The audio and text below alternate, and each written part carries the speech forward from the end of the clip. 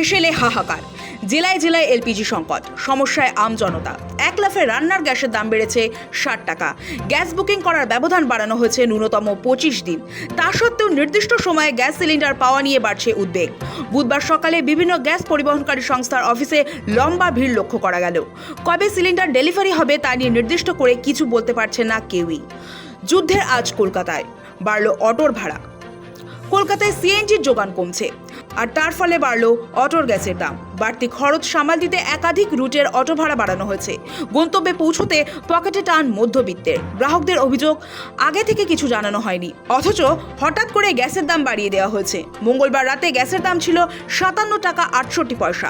এক লাফে 5 টাকা দাম বাড়িয়ে দেওয়া হয়েছে। এখন গ্যাসের দাম বেড়ে হয়েছে 62 টাকা 68 পয়সা। তাদের আরও অভিযোগ, বেশি দাম দেওয়া সত্ত্বেও ঘন্টার পর ঘন্টা লাইনে দাঁড়িয়ে থাকতে হচ্ছে।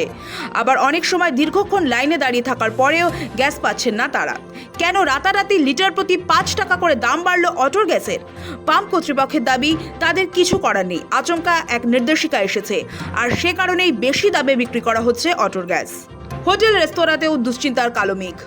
শুধু যাতায়াত এবং গৃহস্থের হেসেলেই নয়, কলকাতার হোটেল রেস্তোরাঁতেও দুশ্চিন্তার কালো মেঘ। শহরের বিখ্যাত বিরিয়ানির দোকান শিয়ালদহ থেকে যাদবপুর সর্বত্র উঠেছে গ্যাসের দাম। গ্যাসের অভাবে দোকান বন্ধ হওয়ার উপক্রম। বিষয়টি নিয়ে দুশ্চিন্তার ঢেউ খেলছে পার্ক স্ট্রিট, গোল পার্ক, চাঁদনি, স্প্ল্যানেড সহ একাধিক রেস্তোরাঁ ও হোটেল পাড়ায়। আবার গৃহস্থের রান্নাঘরেও যেন আধার নামার জোগাড়। বুকিংয়ের পরেও গ্যাস না পৌঁছনোয় মাথায় হাত গৃহিণীর।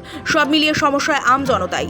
উদ্বেগ বাড়ছে যাত্রীদের মধ্যে। সকলেই বলছেন, একদিকে বাড়ির গ্যাসের দাম বেড়েছে, এবার যদি অটো ভাড়া বাড়ে তাহলে একেবারে সাঁড়াশি চাপ। এবার হয়তো অন্য খাতে খরচ কমিয়ে শুধু ভাড়া আর গ্যাসের জন্য টাকা বাঁচাতে হবে। কোথাও 5 টাকা, আবার কোথাও 10 টাকা বা তারও বেশি ভাড়া দাবি করা হচ্ছে। ভাড়া বৃদ্ধিতে সমস্যায় পড়েছেন নিত্যযাত্রীরা। অন্যদিকে হোটেল, রেস্তোরাঁ, পায়েস হোটেলগুলি প্রায় বন্ধ হতে বসেছে। গ্যাসের সংকটের প্রভাব পড়েছে নামী রেস্তোরাঁগুলিতেও। সৌভিক সান্যালের রিপোর্ট, সময় কলকাতা।